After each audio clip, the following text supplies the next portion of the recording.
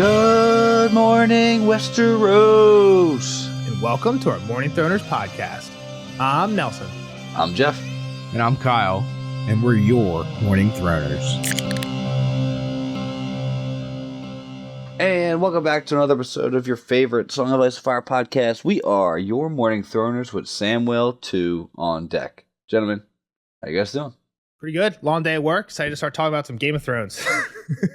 Let's do it. I know, but unfortunately, I don't think we have the best chapter ahead of us. I know, Nelson, that you love these traveling chapters so much, I'm sure.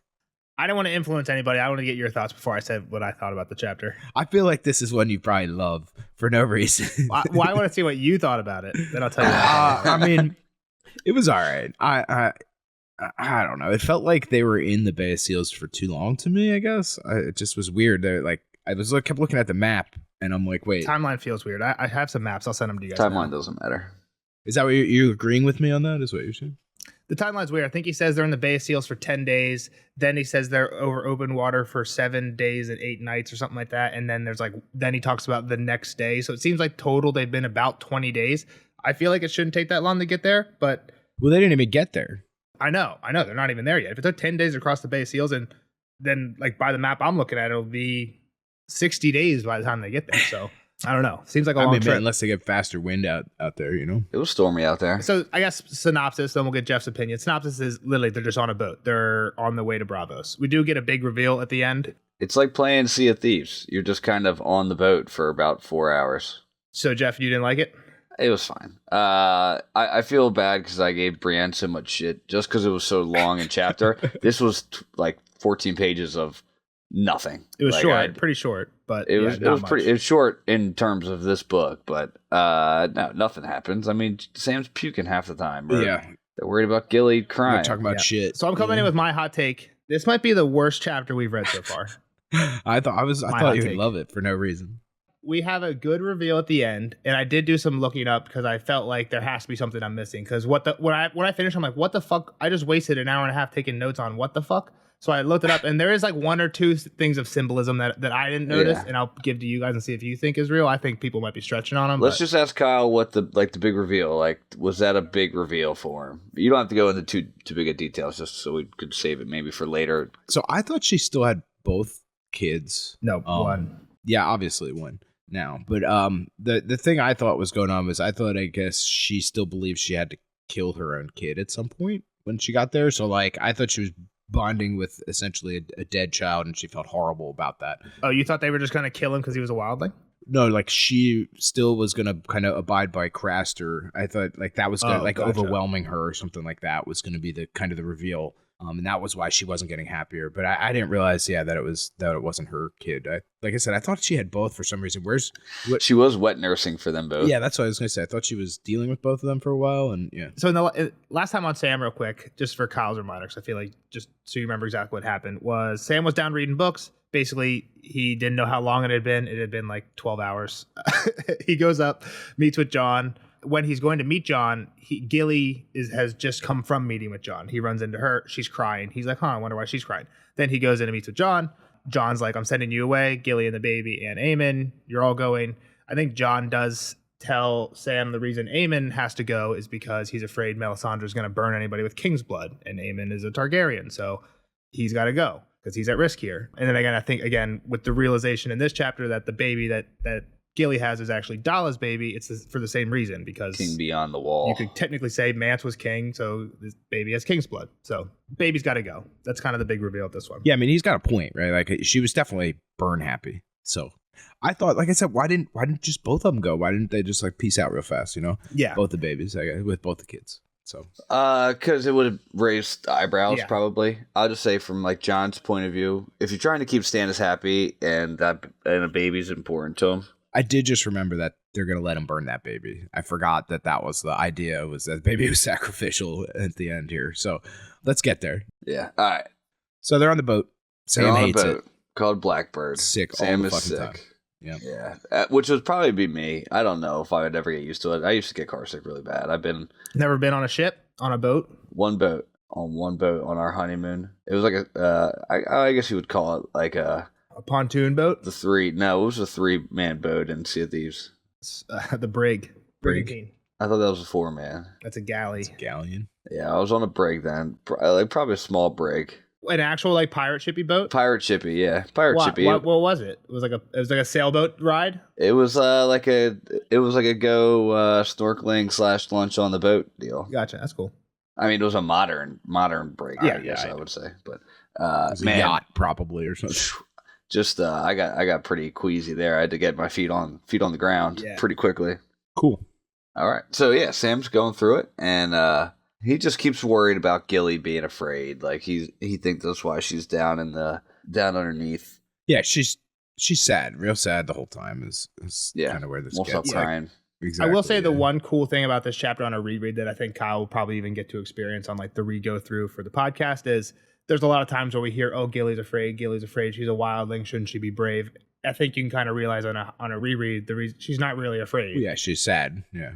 Well, I mean, even Eamon tells us that, right? Yeah, exactly. But so Sam doesn't like being underneath because he gets sick down there. He doesn't like being up top or seeing the water because he's afraid of water. Because back in the day, Daddy threw him in, the old learn how to swim trick, and he was drowning. So he was just taken by the drown god. He was just supposed to be a great what's it called? Until our new friend, not really our new friend, but Heil saved him. Exactly. Right? Oh, yes. I didn't even catch that name drop. Little name drop. That was a quick one. So Heil did something good. Saved Sam. So I will say, like, after I didn't like this chapter and I looked it up and I was like, come on, tell me what I'm missing. One of the things I saw was that like the water is like a symbolism for like Sam's fear. So the other thing from last Sam chapter, which does come up once or twice here, John had forbade Sam from being afraid. He's like, I can't stop you from actually being afraid, but you're not allowed to like go around saying I'm a coward anymore. And there is one part here where Daron's like, no way, Sam the Slayer's afraid of some water. And Sam says, no, he lied.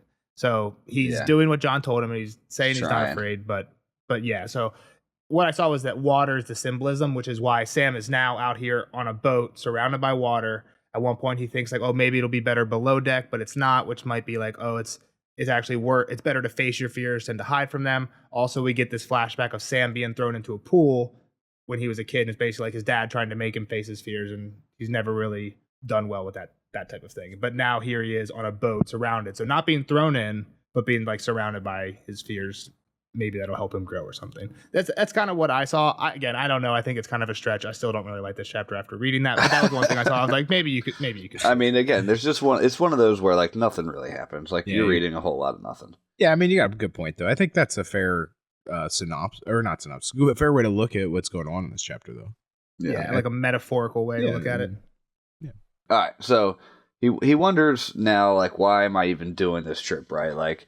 I didn't want to leave. I wanted to be a brother. I finally kind of found my place, and now they sent me off. And I know what I'm doing for them will be good at one point, but right now I don't want to be here. Everybody else, on this trip is leaving for something good, but everybody else has a happy ending.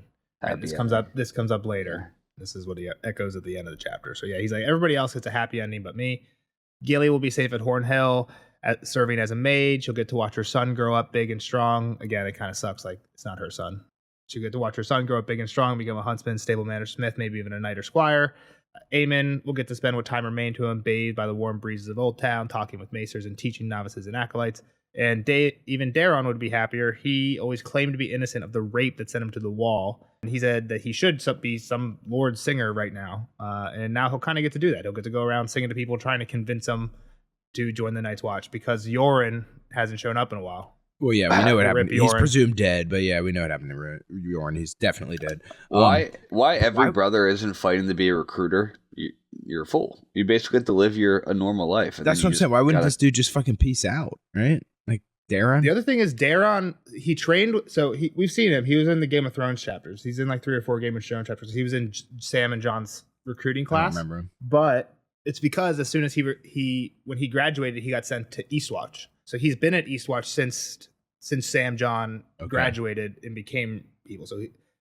So there's a few problems I have with this. One, he's calling Sam the Slayer. So how does he know that nickname? Granted, there were a few people that were sent with Sam from Eastwatch besides Gilly. I think there was like word probably got around on that, right? I mean, yeah, and it's hard for me to argue with that. Here I am, Nelson, nickname. People at work call me Nelson, and I got that in Cub Scouts. So nicknames do have a way of sticking with you. All right. So, yeah. So here's the other problem I have with Daron. John hasn't seen Daron since recruiting. I feel like you should make sure the recruiter is somebody you can trust. Yeah. Well, that's a big part of it. That was what I was trying to say. Is like, why doesn't Daron just fuck right off, right? Like, why? Like, Change your shirt one day and no one would know. Yeah. But it was someone from, think about this though now, it's someone from his class. Like, that does carry some weight, right? They fought together, they bled together. Still, like, why wouldn't you that's just fuck like, right off, man? Like I'm innocent. nah. That's what he said. He said he's like he claimed he was innocent of the rape. Yeah, that's all true. along. Like, fuck this. I Maybe was he innocent. was. Like, why should I be part Everyone's of innocent. Well, I guess my point. I feel like you should pick someone you know is not going to leave. They're a lifer. They've been on the wall for like 20 years already. It's like, what do they have? It's almost like I mean, there's not many Shawshank. people on the wall right now, minus John and Sam, that were there for good reason, right? Like the Yeah, majority. you just of them. got to take an old timer, like someone who's a 20-year wall man, just because then it's like Brooks from Shawshank. He's just not accustomed to life in the Seven Kingdoms. Yeah, He but wants to times come have back changed, to the though. wall. Times have changed. They don't know how. No. You need to take somebody that has the tongue for it, right? Who can talk their way in and out of situations, and that's what singers can do. You don't take Yoren, who's spitting on the ground like, I need your prisoners, send them to me. You need the guy that's gonna like love them up, talk them up. Oh, by the way, you got any people? Yeah, let me take them off your hands. Like, you need to be their friends. Well, what I was going to argue was Yoren never seemed to really convince anyone to join the Night's Watch. Exactly. He would just go get people from dungeons. Yeah, he just got prisoners, and then didn't he have a hand? Was he the one with the hand too? Who had the hand? But The zombie hand in the jar. So somebody went down to King's Landing with his zombie. they No, said it's, Alistair Alistair, Thorne, that's who and it then was, okay. Tyrion just ignored him the whole time. Yeah. I thought it was Yoren doing double duty, but he was the one that got guys out of the black cells, right? Yeah, exactly. And I'm saying, so like, okay, are you really going to be able to convince anyone to join the Night's Watch? But then now that I think about it, like, yeah, probably. There's probably a lot of peasants that have really shitty lives, and you could just be like, yeah, come live with us. Especially post-war, right? They're all refugees. Yeah, and maybe like wintertime when people really need food. But I mean, during the wintertime, are people going to want to go up to the wall? I don't know. Hey, go. You want to go stand in the ice? Yeah. Okay, maybe that part of it does make sense. You got to just find people who are down on their luck. You're not going to be convincing any lords to come to join the Night's Watch, but maybe a peasant or two. Yep. All right. So the next part is like you kind of learn their path a little bit, and they're gonna have to take the Blackbird to Bravos. They'll be there for a little bit, hop on a new galley on the way further south. I don't even know if they have to take another stop or not, but that's where we're headed. Map time? Nah, maps don't matter. I said two maps. One that shows the closest zoomed in that shows both Eastwatch and Bravos, and the other one is the full Westeros. It shows where their end destination is. Okay, so I see this yellow dotted line to a purple dotted line. Okay. That's to Bravos, but if you look at the big map, there should be an arrow, Well, that's probably way, green in the bottom left. way That's more where they're different than going. I thought it was. Because, okay, yeah, I see the green. Yeah, I knew Old Town was over there. So, yeah. And that's the surprising thing about Bravos is way further south than you think. Yes, At least yeah. than I thought. Me too. I thought it was directly east of where they were. Or Yeah. not directly east, but like close More to it, east than as far Yeah. south as it is. Exactly. So again, my dotted line might be wrong because we They're don't far actually as hear it. shit. And I think towards the end of the chapter, we hear that they actually do break out across open sea. I would have thought with how far it is, they would have stayed pretty much next to the coast the entire time until they had to cross the sea. But it sounds like they cross the sea when they leave Skagos. They don't come back to the land. So I was just my saying, I dotted think- line might be a little bit wrong. True. I think that helps with the timeline stuff, though. I don't think it's as bad as I said earlier in this podcast. So I rescind Because it some is of pretty that. far. Yeah. This seems a little better. Makes a little more sense, I guess. All right. So he's trying to like pipe Bravos up to Gilly, like anything to cheer her up. He kind of explains Bravos. We kind of got that from Arya a couple chapters ago. Yep. It's a covey town, right? It's all canals and boats to travel. It's cool culture, cool food. There's shows. Like we might have a couple days of like relaxation here, almost like a little vacation. We got this from Arya, right? This description. So I mean, we've been here. Yeah. Yeah, I think the two things we might not have got from Arya is he said he's excited that the mummers act out written stories instead of just doing the normal whoopee cushion stuff, and they have really good seafood, specifically like oysters and crabs. Oysters, clams, and so he's like, let's see a show and let's eat some seafood over there. And he's like, and Gilly's like, if you want, my lord. He's trying to cheer her up. yeah, anything you want. Gilly's not happy about it. She's not excited. She's just like, whatever, okay, yeah. And he spent too much time downstairs, so he gets sick. Got to go puke. runs up top and back. He puked on himself. He was wrong. Yeah. Wrong side. Into Winds the in his wind. face. Just catching minuses left and right. Yep. He thinks that Carter Pike, who's again the Lord of Eastwatch, said that there were some faster ships, Storm, Crow, and Talon, but they were made for war, wouldn't fare as well in the open water and in storms. So that's why we're on Blackbird, which is the biggest. I was the not like, ships. this is a lot of dudes to just send out to sea for the watch, right? Like, it feels like this boat like could be better used at one of these forts than just. There's out got to here. be another mission, right? What do you mean? What forts? All What the forts? forts along the wall that are fucking unmanned currently. The landlocked. Oh, I thought you said the boat could be better used at a fort. All the No, forts the people are on the boat. There's Okay, so many okay, people. okay. This boat is full of people. There's like Yeah, that's at true. least like 40 crewmen, right? Like they're like rowing oars and shit. Like Probably more than that. That's probably a fair point. yeah, like, Yeah. Probably a lot like of they're people just here. sending Sam to Bravos on this fucking. Any chance that they like recruited somebody from like that close town that like isn't Night's Watchman? Like they just recruited oarsmen? like slaves or something? Maybe, or- but it doesn't seem like it. But I guess the other argument would be they have sailed up all those gates, and if you're a wildling, if I'm a wildling, the main thing I'm probably thinking is why don't I just sail around this thing? well, then they're leaving with the boat. What do you? The other. Well, the I other- guess my point is if you're a Night's Watchman, you really want to defend the water side because that's where Yeah. that's where most people are going to be trying to go. And they do have the fighter ships there, right? What I'm saying is they're leaving with the boats. But they left with Yes, one. They they left left with the with- I one. know, but that's- this is like men the- that know how to operate a boat. I guess, right? Like these guys would be useful. But it's To be less, fair, it does seem like a lot of resources just to get Sam and Eamon and Gilly and the baby out of here. I'm sure there's another thing that they're doing, right? They're probably going to get That's true. supplies and Pick up some pepper while you're in Bravos or whatever. Yeah. or whatever they're doing. They're not just dropping Sam off and that's the whole trip. That's like me driving to California to drop you off and not doing anything along the way. Like, That's fair. that's exactly what I'm saying, Jeff. It feels but like that's what not- they're but doing. they're here. not doing that. Like we We might didn't not know hear all it, the but details. just but fair. That's a great point. It sounds like you guys might not know. Here's a prediction that maybe they're picking up, trying to get more recruits themselves to go back with. Or did somebody say that already? Like from Well, I Bravos, don't trying to think get some so. Bravosi men to the wall. That's probably like always like part of the job. Like if you're ever out as a member, you're probably like, all right, like if you're there, take people back with you if you can.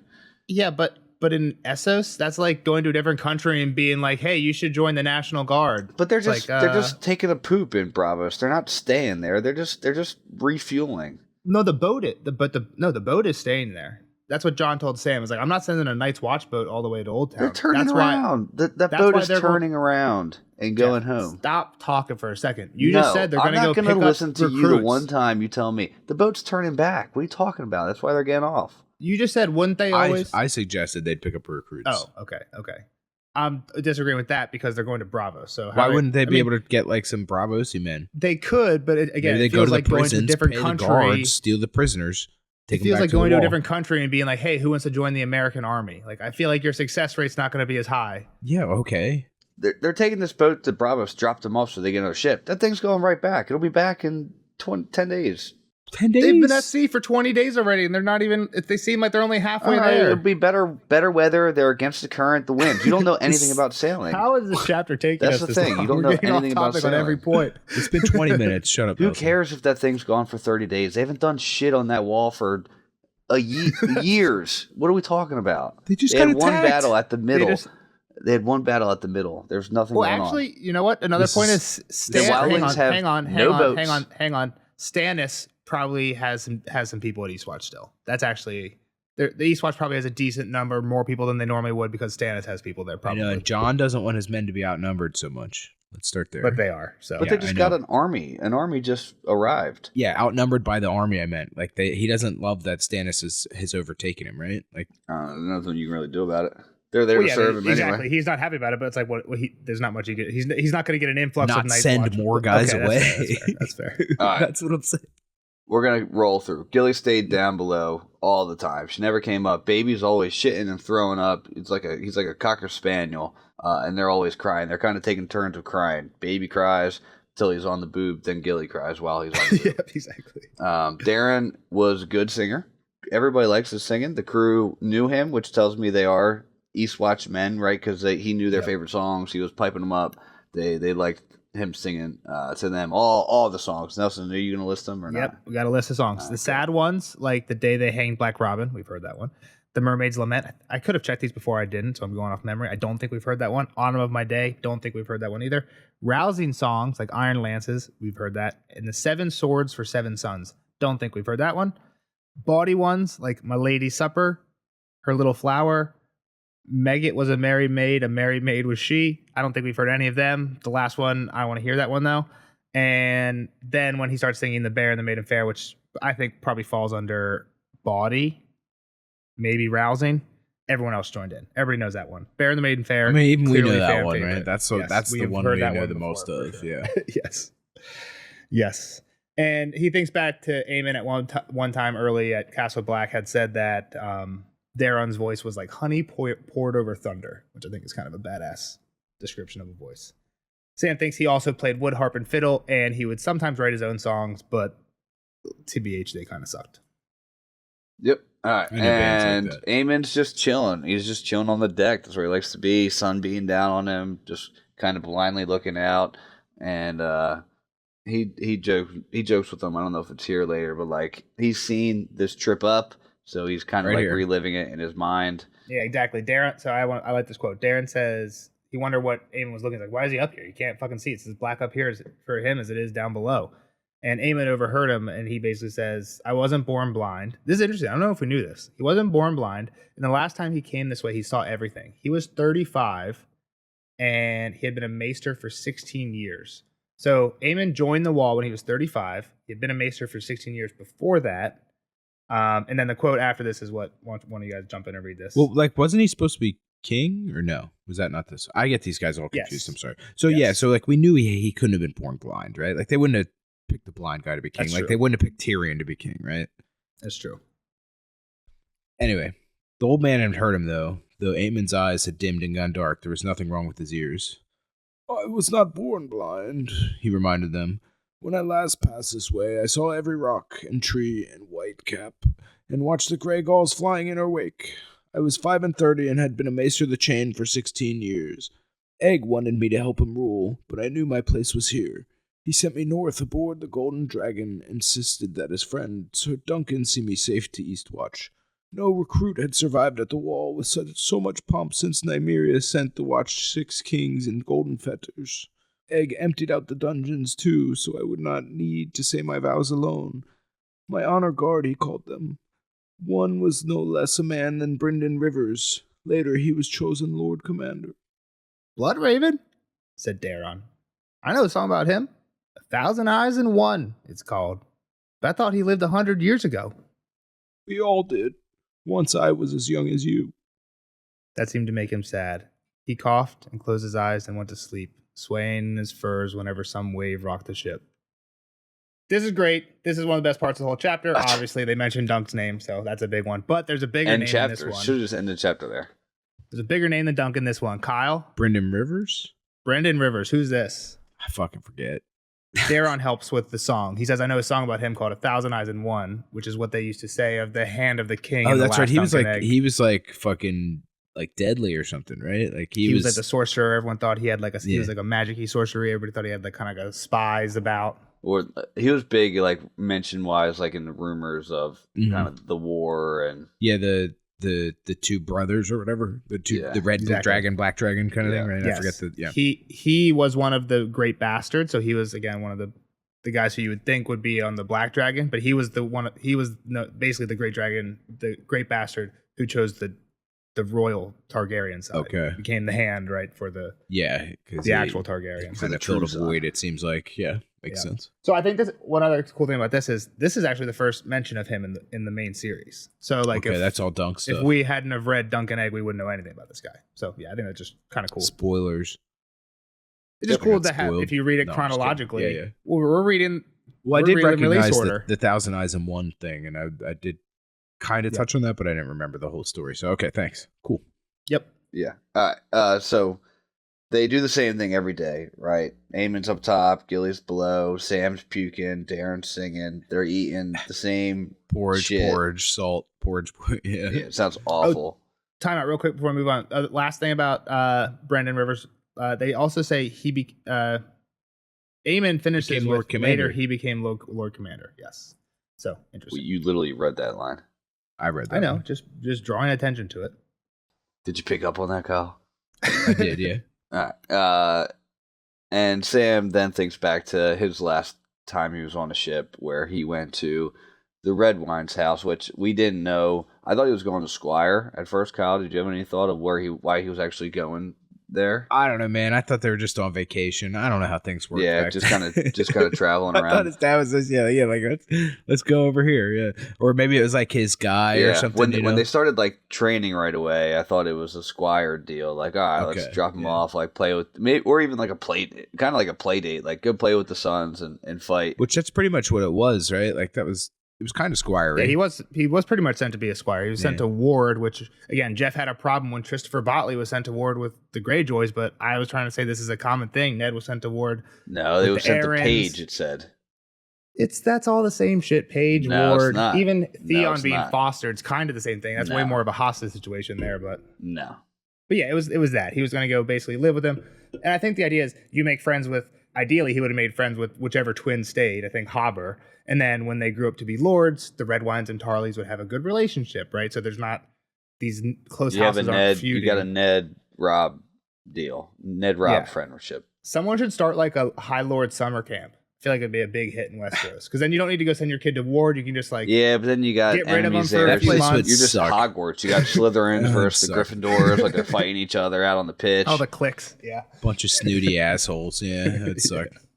But so he went there. He got his ass beat. Even a girl dressed up in armor, she beat the shit out of him. I mean, poor Sam, right? Like Sam's good, Poor- dude. We know Yeah. Sam. Sam's just getting dunked on so bad that they left home. They had to go back home, and Dad was pissed because the whole wedding was set up based off of his performance there, and he dropped the ball. Yeah. And I talk shit on this chapter, and now I feel like I keep saying the other cool part. But the other cool part is that this was right after the Brienne chapter, right? So I know we always have a week between, but imagine you're a normal person reading a book. You're reading this about all the horrible things that Sam had to go through right after Brienne was face to face with Randall, who were like, oh yeah, for sure. You guys piece of garbage. Yeah. So Sam gets home. They go home. Yeah, so he was like, his mom was excited to see him. Dad was pissed, and that kind of brings it back to like this trip. He's excited to see his mom again. Not excited to see Papa. yeah, exactly. Yeah. But lucky for him, we know Papa's We not know home. Sam. We know Randall's not He's there. busy right now. He's being Lord of Maidenpool. Not really, but acting. Yep. All right. So we're passing Skagos. It's kind of a weird island.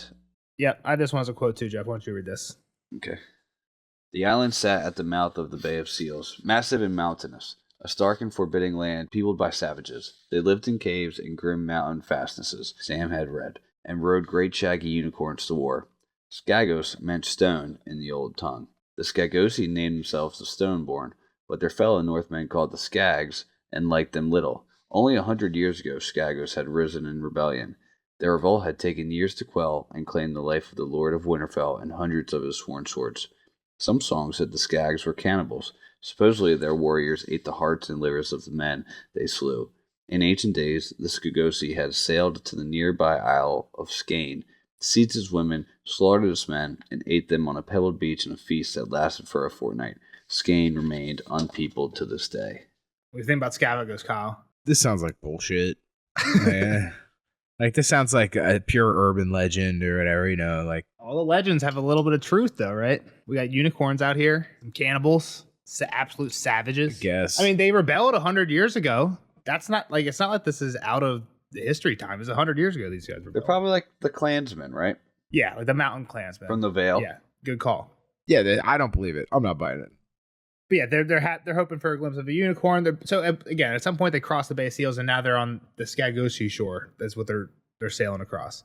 Daron's talking shit on Gilly, right? He doesn't like it. Well, it smells like shit. She won't stop crying. Like, it's kind of a downer to be around. Yeah, and again, like we're skipping over something because it gets repetitive. But again, I feel like this is a part we're on a reread. It's kind of cool because he's like, shouldn't she be brave? She's a wildling, and he's like, she is brave. It's just like maybe the teeth are hurting her. And again, we know it's She's trying to not. give She's away her not. baby. She's really sad. You know, it's not. yes, that has nothing to do with fear and bravery. And he's like, "Yo, just go sing her a lullaby. Let her sing her something nice." And he's like, fuck that. It smells like shit in there. I can't do it. And we do find out that he does try it at one point. But also here is where he does. I said it earlier, but here's where Daron says, "It's true you're not afraid of the sea, Sam the Slayer." And he's like, "No." Sam lied. So doing what John told him. Yep. So it rains the next day, and Eamon's like, please, just let me stay up here. I haven't cried in a long time. I need some tears running down my face. They stay up so long, Sam doesn't even realize until it starts thundering. He's like, yo, let's go. And Eamon's sleeping. And when he wakes him up, Eamon says, Eamon's blind white eyes came open. Egg, he said as the rain streamed down his cheeks. Egg, I dreamed that I was old. This is one of the saddest, to me, this is one of the saddest lines in all the books. Just like getting old. Yeah, well, no, just waking up and thinking for a second that he's the young boy. Still a boy with Egg, playing with Egg. Yeah, it's sad. Again, I have a sweet spot for Egg, which helps with that. But really, I think one of the interesting things is kind of off on a slight tangent. The Dunk and Egg books, they're not meant to like all be while Dunk and Egg are this age. Like I think George has said he plans total of like 9 to 12. Oh yeah, we'll get those. We'll get those. Yeah, thanks, Jeff. I appreciate the backup on that. We don't like to talk about that. Quick but with that, yeah. So the one hope we do have for those is they're starting to make a Dunk and Egg show, and George says that he wants to stay ahead of that, which is basically great. Him so saying, then that means you're not getting the fucking next Game of Thrones. Exactly. It basically says if we start to get too many of the Dunk and Egg shows come out, and I still haven't finished Wins and giving you more Dunk and Eggs after that, then I'm just going to switch gears and give you a few Dunk and Eggs. Those I think are quicker for him. I think he normally writes each one in like a year, but I feel like he should be able to pump them out. I think it's interesting that the first three they're both pretty relatively the same age, but theoretically we're going to get them throughout their life, throughout these stories, which like we know that could be Kingsguard stories, actual King stories. Throughout our lives too, right? The our next lives time will too, be 50 and then 80. Which is interesting here. This is, I guess my point is we're seeing Eamon old thinking about Egg. We might see Egg old thinking about Eamon, right? I guess is my point there. So kind of cool. Yeah, so he has this kind of old man spell, and Sam carries him down. This is sad too. He says even though he's like soaking wet, he was still, and Sam's not that strong. He was still no lighter than a child. Yeah. He's failing, right? Like he's just an old blind guy. I mean, I thought for sure this was going to kill him pretty quick. Well, letting him in the rain was a bad idea. Yeah. He gives. I mean, he's the one that tells Sam about the whole baby swap later. So yeah. Seems like he's not down for the count, but exactly. Sam's plan here is a little cuddle session. We're all gonna huddle up. He's like, I gotta go get Darren because he's gonna help us huddle up too. I feel like Darren would not be okay with this plan. But why would he go get this dude of all people? Like, it's just because it's the only name we know. Depends on how much respect he has for Eamon, I guess, would be the bottom line. Or maybe he could cuddle up to Gilly and That's true. But it doesn't matter because the ship starts bumping. Or maybe he plays like Sam. Maybe he likes a little pushing or cushion for the pushing. Well, that's what happens next. The ship starts bumping while Sam's about to go out and get Darren. And Sam falls down. Gilly screams. The baby cries. Then the ship bumps again, and it kind of throws Gilly into Sam's arms. And she's holding on tight. Sam's thinking about her boobs. He gets hard. He's like, I hope she can't feel it.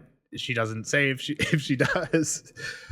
She didn't leave. She just holds him harder, and they must have had a good bassinet because that baby didn't move at all. No one's holding on to the baby. Well, it said no. It said the baby woke screaming when it jumped. I'm just saying, like they're like falling down. Yeah, somebody go pick the baby up. It's rolling across the floor. What I'm saying is, and how does Eamon stay in bed? Like, I feel like this dude would be getting fucking thrown everywhere, right? Like, yeah. Must have tied him down. Eamon and the baby are rolling around, but Gilly and Sam are having a moment, so it doesn't matter. Well, Eamon would be dead like immediately if he got tossed onto the floor, right? Like he would die from that. He'd probably break a hip, and like you're not coming back from that. Especially if he isn't weighing much, he'll be gone flying. So there's a bunch of stormy days that follow this to the point where I think Sam said he loses count. He doesn't know if it's 3 storms or 1, just broken up. He says. At one point, he asked, Darren's like, shut up, who cares? And Sam's just trying to keep his mind off all his fears, right? And just keep his mind elsewhere. And the crew is blaming Gilly for bringing this for bringing a girl on board, and worse off, bringing a incest jewel. Well, Wildling, and then who fucked her dad. We gotta get rid of her and her abomination of a child. Some real Randall Tarley shit there. No place for a woman here on a boat. Well, I feel like that was Pirates of the Caribbean. I think that was maybe just like a superstition, right? No, like I think feel it like was I heard dress. And when they had the dress on the boat, that was a bad Pirates of the Caribbean. I think thing. that's true, but also in like the first one, when Elizabeth, the little girl, at the very beginning, I think Gibbs says something about ill luck having a woman aboard. I don't know. I think Gibbs said something about that at the very I beginning. mean, does that make it all right? Like, I don't know. I don't know. That I'm not negates saying my it's all point. right. I'm just saying I don't know. We're if not it's going back in time to fix the 1400s, Kyle, or whatever it was. I'm not saying fix them. I mean, you learn from them. I was gonna say it's more of a superstition than sexist, but I guess it's a sexist. It doesn't mean it can be both. It's sexist. It's like they're like both, you bring a woman on board, all these guys are just gonna, lust after her the whole time and stuff, and it's her fault, right? Like, Yeah. Well, I mean, there probably was some truth to that, right? If you had a full boat of 50 men, it's not her fault, but if you had a full boat of 50 men and one woman, you might have some people slacking from jobs or being distracted. Yeah. And again, as mentioned, Darren doesn't like her because she cries. The one time he sang for her, she cried bad, and he was like, someone needs to beat the shit out of you, or what was the other option? I forget. Spank you or fuck you. But yeah, the other thing in here is at one point, no one can eat. It sounds like no one can eat and keep it down, even the crewmen, because the seas are so rough.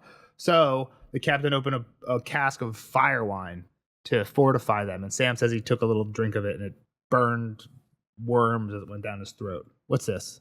What's fire wine? It's Fireball. Fireball. Moonshine. Cinnamon whiskey. I think it's some type of, yeah.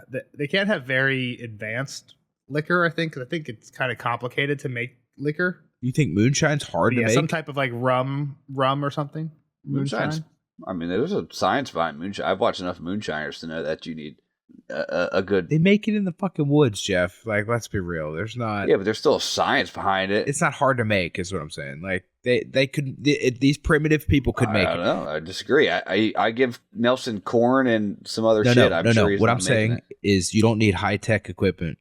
I'm saying you don't need high tech. You need a fire and fucking steam pipe. A vessel. Yeah, exactly. So that's what I'm saying. It's primitive. These guys can make it, is what I'm trying to get at. It's not that. I didn't think they had a, like, really refined liquor. I think whatever they drink is easy. I'm saying whatever drink they have, they threw some cinnamon in there and called it a day, and that was their fire wine. Yeah, cinnamon makes it fire wine. Just some 151, man. That shit's like a fire liquor. It's just like really super strong liquor. If you don't chew Big Red, then fuck you. That's so funny. Can't believe there's someone that's from. I hope someone out there knows that's from. I'm leaving that in there. So it got to the point where Sam's like, yo, Eamon, give this girl a pill or something. Like, calm her down. She's so scared. And this is where Eamon drops the bomb of all bombs. It is not fear you hear. The old man told him. That is the sound of grief, and there is no potion for that. Let her tears run their course, Sam. You cannot stem the flow. Sam had not understood. She's going to a safe place, a warm place. Why would she be grieving? Sam, you have two good eyes, and yet you do not see. She is a mother grieving for her child. He's greensick, that's all. We're all greensick. Once we make port in Bravos, the babe will still be Dalla's son, and not the child of her body. It took Sam a moment to grasp what Eamon was suggesting. That couldn't. She wouldn't. Of course he's hers. Gilly would never have left the wall without her son. She loves him. She nursed them both and loved them both, but not alike. No mother loves all her children the same, not even the mother above. Gilly did not leave the child willingly, I am certain. What threats the Lord Commander made, what promises, I can only guess. But threats and promises there surely were. No, that's wrong. John would never. John would never. Lord Snow did. Sometimes there is no happy choice, Sam. Only one less grievous than the others. Yep. So, again, I don't know how people like John. Like Glow, Lily says John, my favorite character. Why do you dislike John because of that? What do you mean? He took Gilly's baby away. Send them both. I was saving my comment. We were talking about this earlier. Dude, I was saving it for here. This is John's fault. No, it's not. You're an idiot. I don't see why he didn't send them both. But at the same time, so like I said before, let's get to it. Let's just get to the end here and have this discussion about John. Because, I mean, the rest of this is about John. Okay. So Sam starts thinking about no happy endings, and then he thinks about all the shit. Sam literally gives you guys the reason why. Well, that's what I'm saying. Let's get through this, right? Like, we're going to get some more stuff, more info, more for me to talk about here. Yeah, so Sam thinks no happy endings. He thinks about all of this bad shit that's just happened. Say the thoughts that Sam had about the actual decision here that John had, and then that's the end. It's his long thought. He switched the babes to protect the little prince, to keep him away from Lady Melisandre's fires, away from her red god. She burns Gilly boy. Who cares? No one but Gilly. He was only Crasser's whelp, an abomination born of incest, not the son of the king beyond the wall. He's no good for a hostage, no good for a sacrifice, no good for anything. He doesn't even have a name. That explains why you send the one baby away. It doesn't explain why you can't send both. Because so go ahead, Jeff. You want to? Oh wait, no, wait. Go ahead. What I was going to say is, the reason is, and I said it before, is because the baby left behind is a sacrificial baby. They're going to still burn it, Nelson. Like, the point is that Jon can say that it's still her baby, and like Melisandre is going to still try and burn this baby. That's my guess. Okay. And it's just nothing's going to happen, and nobody's going to care because, like, I'm not saying it's right, but nobody's going to care because it is this incest baby. It is this wildling baby. Like Abomination. Yes, exactly. So, and Melisandre's just not going to get whatever happens, and she's not going to understand why it didn't work or something, right? But Jon's going to know. I think that's a great prediction. So am I not right then in saying how the fuck do people like Jon? Like, fuck Jon. I just don't understand. Again, there's still a chance that no baby gets burned here, right? Like, sure. So, all right. So Melisandre's like, all right, we need that baby. That seems to be what Sam suggested. Why do you always yell at me when I'm trying to make a point and I'm trying to talk? Back you up with text. The moment you talk, it's like, God forbid you stop Nelson from ever fucking talking or getting your point out. It's the biggest fucking thing. Go, Jeff. Go. Let's go. We're good. Yeah. I'm trying to back you up with the text. I don't need your text. It's all right. There's still a chance that neither baby gets burned, because if Melisandre does come to the thought, like, all right, I need the prince's baby or whatever, the prince, we need to burn him for his blood. Well, now Jon can play the card. Well, guess what? It's not him. He's somewhere else. So, like, innocent kid, I could whatever. Maybe you can't prove it because there's no birth certificates or fingerprints or whatnot. But then it's like, oh fuck, why would you do that? So what I'm saying, before you guys cut me off, and I won't say a word till the end of this thing, I'll just say goodbye to Kyle. No, you're fine. You need to, obviously Stannis is on kind of a mission. If you're Jon, who you're housing Stannis, you need to keep Stannis at bay and kind of at ease until said time where you want to split with him. He's already got he already kind of said fuck you to him, right, by becoming Lord Commander. Exactly. So now you're going to take both babies and then just go to war with Stannis right now? You can't. So, like, Nelson always says Jon's the worst because he's not like always just drinking beer with the boys in the back. He actually has responsibilities that isn't staring out into the forest when nothing's coming. He's got shit fucking decisions to make. He's playing the game. So what's happening here is Jon feels like he has to do some shit to keep his guys safe, and like Jeff said, and that's what I was about to not cut in on you, Jeff, but I guess apparently agree with you, was like he needs this kind of token, and it can't be the right baby, right? And then this other one to him, which is kind of fucked up, Jeff, a little bit, but I understand why he did it. For sure. But, I mean, I don't think it's still he did a baby, it. But it's an abomination baby, right? But to that's him Sam's still words. Too. It's not Jon's words. I mean, I know it's not Jon's words. That was the crewmen of the ship that were calling him that.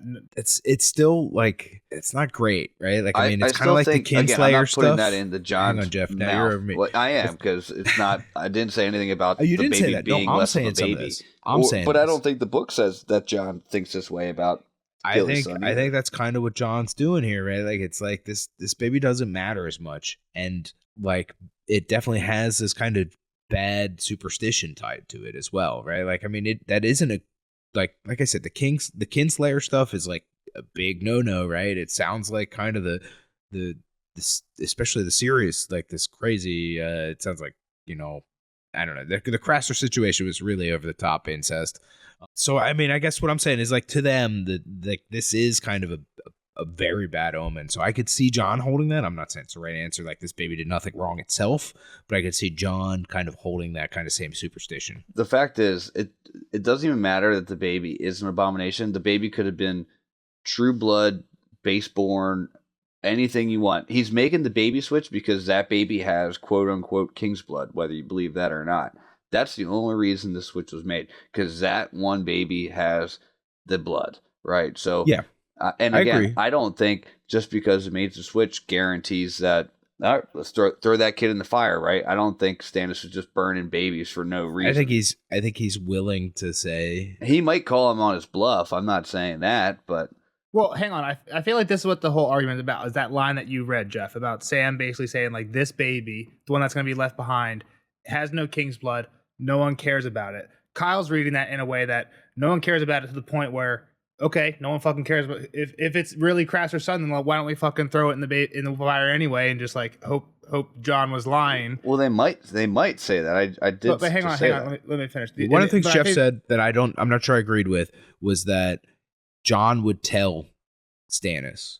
I think he would just give him the baby and give Melisandre this baby to appease him is possibly a solution. I think John does. That's not the John. Go back into it, Nelson. Go Nelson. I don't know if Jeff necessarily said that, because it seemed like what Jeff was saying was, if John doesn't want to tell Stannis, John has already kind of pissed off Stannis about a lot of stuff. The whole point of the baby slop, the reason we can't send 2 babies is because then Stannis will know immediately that we sent away a baby he might want to burn. Yes. Right? By leaving one behind, there's a chance that Stannis thinks, okay, the baby that I want to burn still Agreed. Here. Same page. The question, I think, that again, that we're kind of arguing around is, there's going to be a point where Stannis is potentially going to be like, hey, time to burn that Time baby. to go. The question is, at that point, what happens? And again, I think we should maybe stop talking about it, because if this is something that happens, some of us know what happens. If it does, I don't even remember.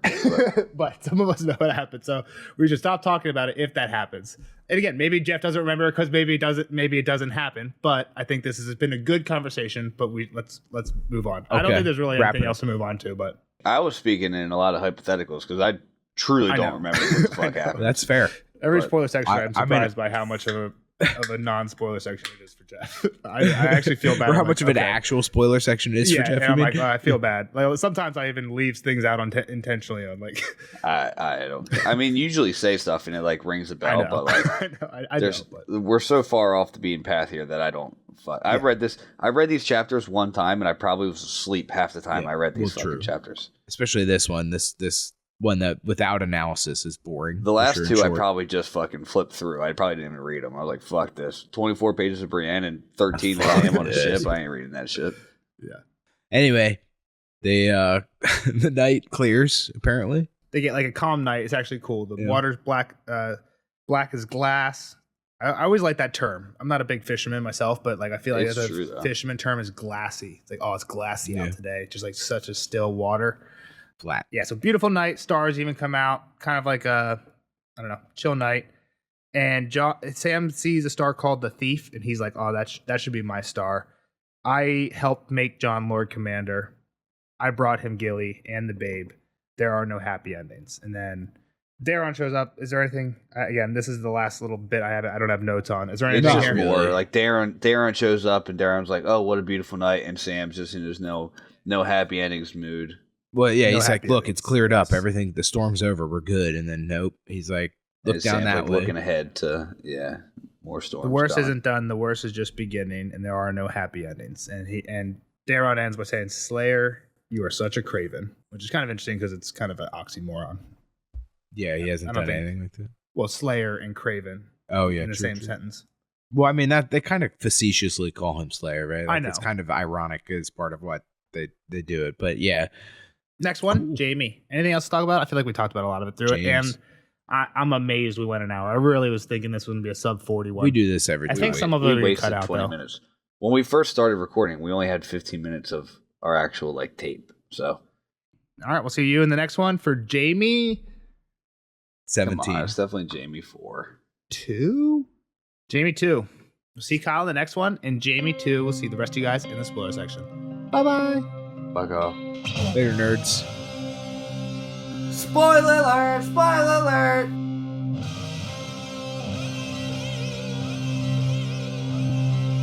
Spoiler alert! Spoiler alert! Fuck off. Bye, Kyle. Thanks for hanging out with us. See you on the next time for Jaime 2. All right, Nels, what are your hot takes on this guy? I didn't write anything down while I was taking. I was kind of rushed taking notes this time. I guess the only real thing I could think of is what kind of happens next and Blood Raven. Well, just tell me what happens to the baby. Like, was I spoiling? Like, they're not throwing the baby in the fire. Oh, they're well, not we throwing didn't the get baby in there. the fire. But I did think you were not necessarily spoilering, but I think you were arguing a little bit too hard. I feel like Well, again, Kyle, I didn't remember, so it's hard I for know, me to. I know, and that's why it gets tricky. Kyle, when Kyle read that line that we were arguing about there for a while, I think when it said like he's nobody, the way I think I read it the same way you did, but I think it's because I know that John eventually does tell. I think basically like we swapped the babies. So I think, but the way Kyle read it, I think was, oh, because the baby's nobody, no one's gonna care if they do burn it, like maybe even including John. So I was kind of just like feeding into that. Like I was gonna let him believe that. You argued against it, which I think is fine because again, it was I think it was clear you don't know what's gonna happen, and I honestly don't even exactly remember if it actually even comes to that yet. That's what I'm saying. Like I know that you've read chapters where Stannis leaves and is elsewhere. Like he's on. I remember Stannis being on the walls or like in the forest, right? Like on their way. I don't remember how he leaves Winterfell or Winterfell. He doesn't he's not at Winterfell. That's not what I meant. Castle Black. Yeah. I don't remember who stays back. I don't remember those details. I don't either. And I think I told some people this in the Discord the other day. Maybe I said it on the podcast. Was I haven't. It's been too long. I think it's been since we started recording this that I've read Feast or Dance. So it's been 5 years since I've read those. So those are getting a little fishy for me too. So I've actually restarted my listen through Dance while we're doing the reread through Feast. So one thing is the John chapter that kind of parallels the last Sam chapter is so good. And the one thing I forgot to mention, I think in the last Sam chapter is John has heard the "kill the boy" quote from Aemon already. And I think Aemon basically tells him, I forgot this. I think Aemon basically says, "Hey John, I'm gonna tell you something I told my brother Egg one time. Kill the boy. Like you're too much of a child," which I think is really gonna hit if we ever do see that in a Duncan Egg novel, because like Egg is awesome, right? We love Egg, but we love him because he's a little boy. Yeah, he's rash and says stupid things, and I'm gonna hate Egg after Aemon hits him with the kill the boy, and Egg becomes the new John, and he's boring and doesn't want to have a beer with Dunk anymore. You know what I mean? So we don't know. We'll get there. We don't have to argue with that.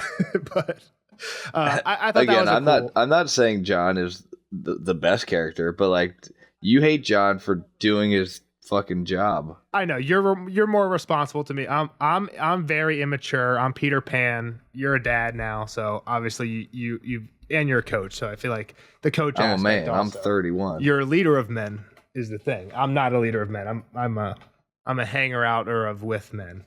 So that's the difference. And exactly, there's some parts of being a leader that you have to accept. If there were more Lord Commanders, maybe John could hang out with them. That's true. So where's his high council at? Why can't he should have named all his boys builder of the wall, first builder, you're the arm castle, and whatever it might be. Yeah. Give them all those deals, and then you have a reason to like come board meeting in my room, bring the grog. John should make a hand of the commander position instead of hand of the king, a hand of the commander. Yeah, why not? Yeah, it'd be cool. I guess talking about Lord Commanders, one of the other things, spoilery kind of to talk about is Brendan Rivers becomes Lord Commander. And so there's gotta be documentation of when he no longer was Lord Commander, right? Yeah, he went missing on arranging. Okay. And never, yeah. So he's just under a tree right now. Popped into the tree. Exactly. Yep. Dunk went to the wall too. That's the other cool thing. He didn't stay at the wall, but he accompanied him. Who did Dunk father on that trip? He had to be, since he's related to Brienne and everybody else. He had to be diddling somebody. Maybe probably Tormund, because it probably would have been a wildling. There's no women on the wall, so you got to find somebody north or south. Probably Tormund. Probably an Umber. He probably snuck into the Umber household and threw a little seed around. Yeah, maybe. They're big boys. Something about the... And then I guess the other thing we talk about is what happens kind of next with these guys. Do you remember? Hold on. Was there something with Skagos? There is. Is that where what's his name's going? The little shit Stark? That's where that we hear that the little shit Stark is there already, I think. Davos, what's his name? Rickon. Davos, when Davos is with Wyman Manderley, they're in a meeting, and Wyman Manderley's like, well, guess what? I know what's going on. I know where the Stark boys are. Do you remember why he knows where the Stark boys are? Yeah. It's not in the show, so. No, I recall. They have somebody. Theon Squire, who's mute, can't talk, was hiding in the weirwood tree. Yeah, and followed him. And then followed him. And then I think basically when Bran goes and they're north, teaching him. Aren't they teaching him how to write or something like that? they're teaching him how to write, but they're pretty much playing charades with him, I think, so far. But what they've got out of him is Rickon's at Skagos, and Wyman Manderley's like, all right, Davos. And this is the last we see of Davos. He's like, you get me Rickon, and I'll back Stannis. And we're like, me and you are going to put Rickon as Lord of Winterfell, and then us as the North will be backing Stannis through Rickon. Yeah. It's kind of, there's a theory that there's way more houses involved in this, and it's called the Grand Northern Conspiracy. That's for another day, though. But yeah, that's kind of where Rickon is. That's the important part of Skagos. The other cool thing is the unicorns, and I have no idea where this comes from, but I'm pretty sure fans think this is like giant goats with a one horn. It's not like yes, there are unicorns in that there are four-legged animals you can ride with one horn, but they're not like majestic horses with rainbow tails. It's like an ugly it's a Game of mountain Thrones goat version. Well, they're on a mountainy island, so it's like an ugly mountain goat that just happens to have a horn. So I think that's probably where it comes from. I don't know if it'll be confirmation, but we'll probably see it before the end of the story. Let me just think of anything else. I'll just look through. I think the last thing that I guess we could, I've mentioned a few times, but just what happens next. Do you remember what happens with Daron and Sam in the short future? Yeah, Daron gets killed by Arya. See ya. Bye, dickhead. Night's Watch deserter. I mean, and we kind of talked about this one with Kyle too. It's like Kyle was like, why doesn't he just bail? He does, yeah. He does. He's like, yeah, fuck this. What are we doing here? Yeah. So good call by Kyle on that one. Aemond. One thing I actually on a reread made me sad here is like Sam. When Aemond's like, hey, I want to stay out in the rain, you need to tell him, hey, Maester Aemond, we'll stay out in the rain once we get down near Dorne. It's still fucking 30 degrees out here. Let's go under the cabin. You're 100 years old. Aemond knows. Well, Aemond's sick and dies.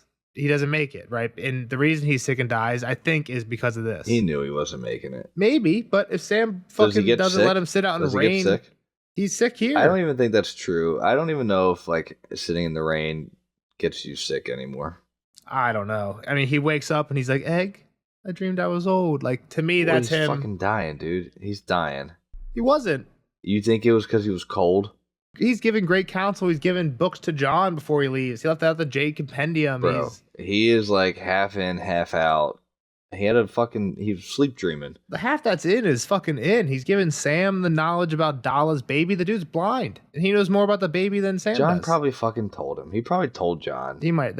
He told Jon, switch the babies. It was my last thing I'm going to tell you to do. There might have been some of that. But yeah, that was all I got. Let Aemond sit in the rain. He was dying anyway. Bro was never making it there. Yeah, I mean, the Aemond story's sad. He's eating salt cod and peas porridge and peas. Yeah. Peas porridge. You think this guy? He's like 132. Yeah. Like, what are we talking about? Well, I think he's like 105. I think Bloodraven is like 130. If he's only 130, then he shouldn't look that bad in the tree. Where's his eyes at? Also, I think Bloodraven and like although we just heard Bittersteel a few chapters ago, I forget from the area Hotat Ares Oakheart chapter, and now we hear Bloodraven for the first time here. Those are the first two I think mentioned in the main series of those two. I don't think we hear either of them again until Dance. So like, just put those on the back burner. Like, it was just like kind of like George sprinkling it in. He's like, I just wrote this whole novella. I better sprinkle it in so I don't forget. Right. Exactly. And then, it kind of becomes massively important in Dance because that's all about Phagon, which is kind of the whole reborn Blackfires, right? Potentially. So, but yeah, that's it for Sam. Let's wrap her up. I feel like going through it in the pod made me like it a little bit more, but still, I think one of the duller chapters we could probably do. My thought was when I finished reading this was, Sam, the next Sam chapter I think is in Bravos. This could have been like a 3-paragraph think back. That's exactly what I said about the Brienne one. I don't know if I agree with that, but I definitely do with this one. Why is it okay for Brienne to meander around the woods? Because it sounds like a Dunk and Egg story. We met Hyle, we met Randall, we met Nimbledick. And again, that could have been 2 paragraphs is what I'm saying. Those are 3 characters that are massively important. Hyle is with us. Like, so you might have forgot this. Hyle doesn't come with us on the road. We actually talked to Hyle for maybe a page and a half in that chapter. He becomes an important character. Okay, that's not what I'm saying at all. They're still leading up to that. Like, why do we care? Tell me why we care about the farmer and the wife. We don't. okay, there was way more time spent with the farmer and the wife than there was with Hyle. So what are you fucking talking about? What we needed from that chapter could have been a lot shorter. He padded it out, I think. This chapter he didn't pad out. He got it done quick. I think probably what he was thinking was we need to introduce Daron this chapter because he's gonna die in 2 chapters from now. So tell me I'm right that Brienne's chapter could have been just like this. I disagree because I think the only reason this one exists is to introduce Daron. I think the other one introduces way more people. Like it would be hard for the next Brienne chapter to just pick up with her and Dick already being on the road together. You know what I mean? Brienne fucking teases what Hyle actually did to her 4 times before she actually tells us what Hyle did to her. The other part of the Brienne chapter is where we learn about her whole backstory with the whole game thing. Didn't need it. I don't know. we heard your arguments about the last one. Again, I agree that you can say, well, that's true. We didn't need it, but we don't need any of the Brienne story of this book. So we kind of talked about this in the last Brienne chapter where I feel like, and I agree with you on this one, I feel like Brienne would have made a better standalone Dunk and Egg style novella. I don't mean to throw shade at Brienne, but there's the same amount. Now you're just trying to pull back on it because you saw you were getting hate comments. The fans didn't like that you hate Brienne. No. We can disagree. I'm okay with disagreeing. Disagreeing is great. Like, even this chapter could have been a 6-pager. Yeah, I mean, I might get heat for this one. I said this. I think this is the worst we've read so far out of all 241 chapters we've read. That's where I'm at for this one. And this is where I'm going to say George is just writing the right. No wonder he can't finish the book. He's just writing shit down. Who cares if Sam's puking over the side? Like, he could have said that once. He didn't need to puke 15 times. Like, we got it. Sam's seasick.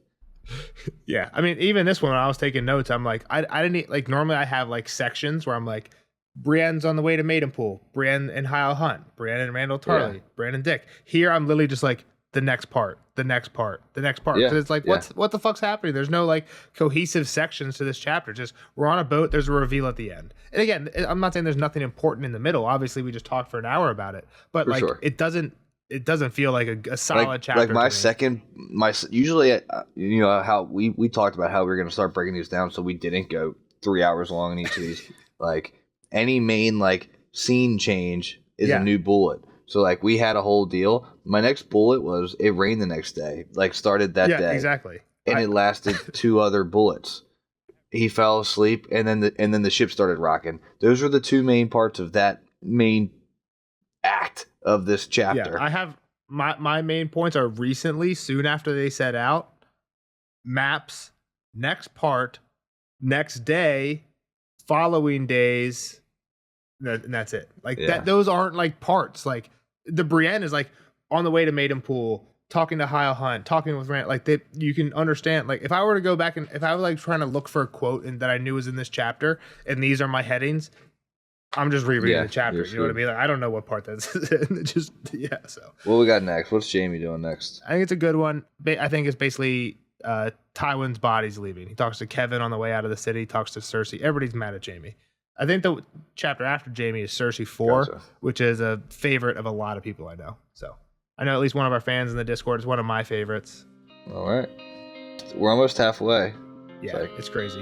We're only 15 chapters in, and I think there's only 42 in the books. At 21 will be halfway. So yeah, 6 more and we're halfway. There we go. See you guys. All right, see you guys in the next one. Jamie 2. Bye.